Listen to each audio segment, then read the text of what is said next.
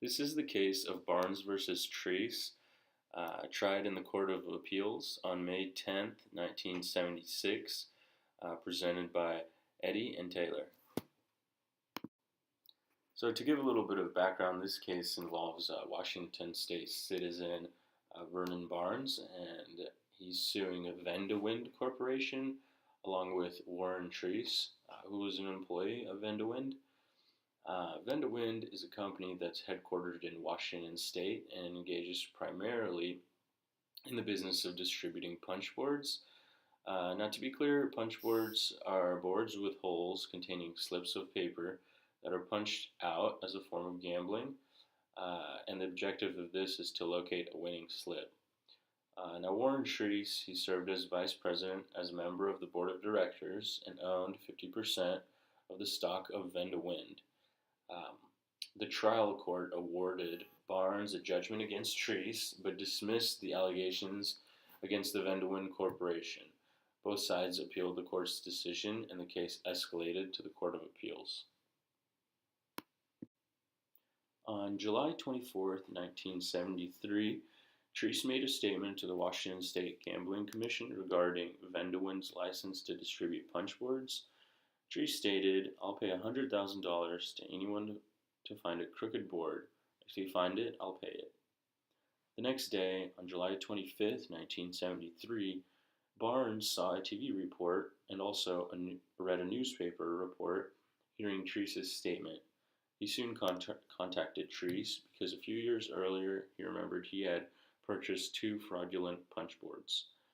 Treece assured that the statement was made seriously and that the $100,000 was safely being held in escrow.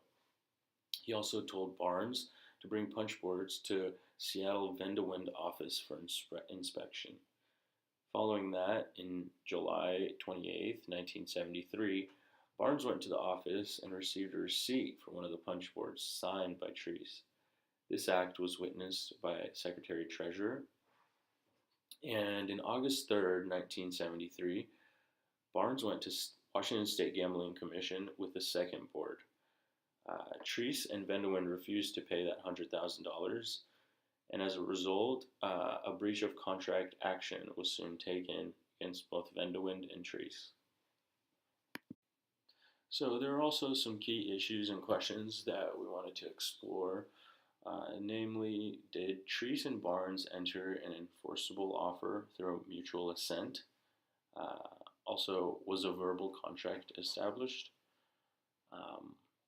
And thirdly, did the parties mutually manifest assent to the agreement?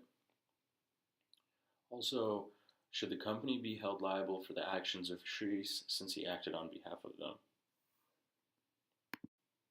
So the main rules of law that apply to this case start with the notion of an agreement, which is established after a manifestation of the intent to agree on the matter at hand. The additional rule that we want to look at next is mutual assent, which was able to be proven once a verbal agreement was established. And kind of under this idea of mutual assent is also a specific type of contract, which is a unilateral contract. And the unilateral contract is an agreement where a buyer promises to pay for a performance of a specific act. Additionally, there was a question of the agent's apparent authority, which in this situation, a reasonable person would be able to understand that a specific agent has the authority to act or enter into agreement. Additionally, there's the idea of implied ratification, which is the situation where a person communicates to another through their actions that the person accepts and approves of the conduct of the other party. The first issue we looked at is whether the statement of Treece was the manifestation of an offer which could be accepted to bind the offeror to performance of the promise. As we know from our textbook, an offer is defined as a definite undertaking or proposal made by one person to another indicating a willingness to enter into a contract. In this case, the offeror is Treece and the offeree is Barnes. In order for an offer to be effective, it must be communicated to the offeree, manifest an intent to enter into a contract, and be sufficiently definite and certain. In this case, Treece claims that he made the initial offer before the Washington State Gambling Association. Treece maintains that his statement lacks the necessary manifestation of a serious contractual intention.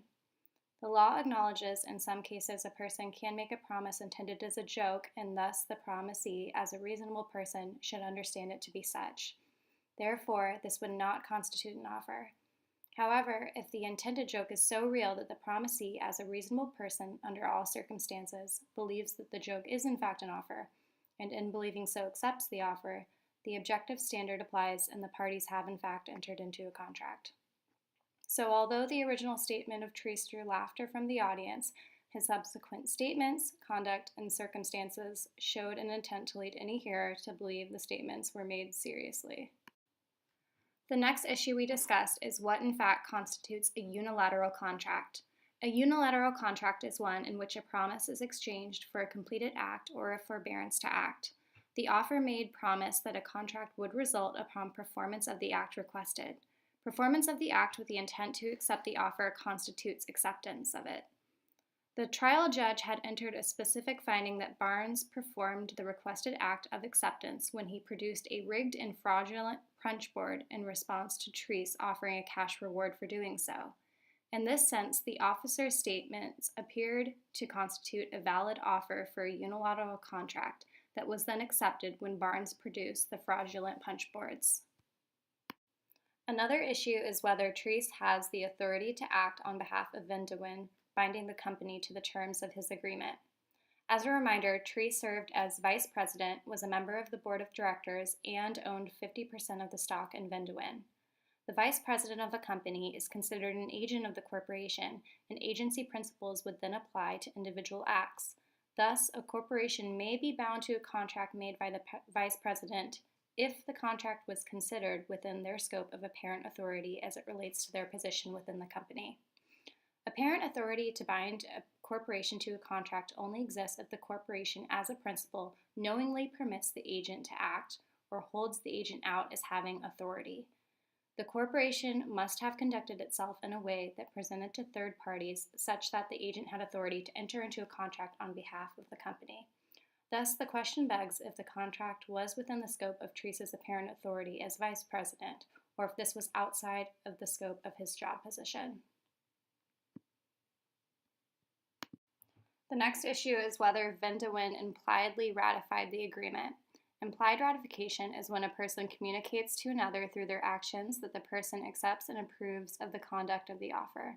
A corporation impliedly ratifies a contract entered into by one of its officers when it 1. Has knowledge of, accepts, and receives benefits from the contract, 2. Acts in a manner demonstrating recognition of the contract or suggesting that the contract is binding, or 3. Remains silent, acquiesces, or fails to disaffirm the contract. Barnes appealed the trial court's initial decision claiming that Vendewin impliedly ratified Treece's contract through acquiescence by remaining silent and failing to repudiate or disaffirm the contract. The last issue we identified is whether this contract is considered unenforceable due to unconscionable discrepancy in consideration. Treece asserts that this contract is unenforceable due to an unconscionable discrepancy in consideration, which basically means that the contract should be considered void due to the nature of its negotiation or inherent terms within the agreement. However, in order to be considered unconscionable, the consideration must be so inadequate that it is considered constructively fraudulent. In this case, the facts do not suggest constructive fraud, and therefore the adequacy of the consideration cannot be weighed.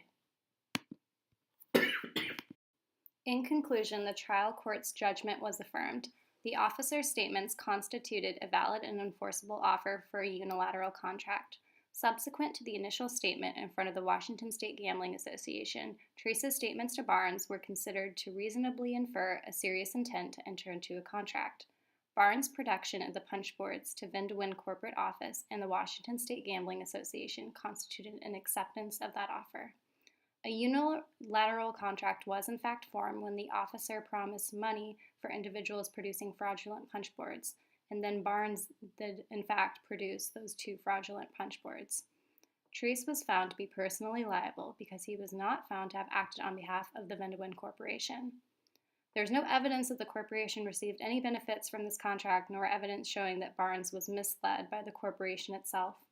Additionally, it was found that between the time when Treece mentioned the $100,000 reward and then the plaintiff's complaint was filed, this was too short of a time frame for the corporation to repudiate Treece's offer. Thanks for listening.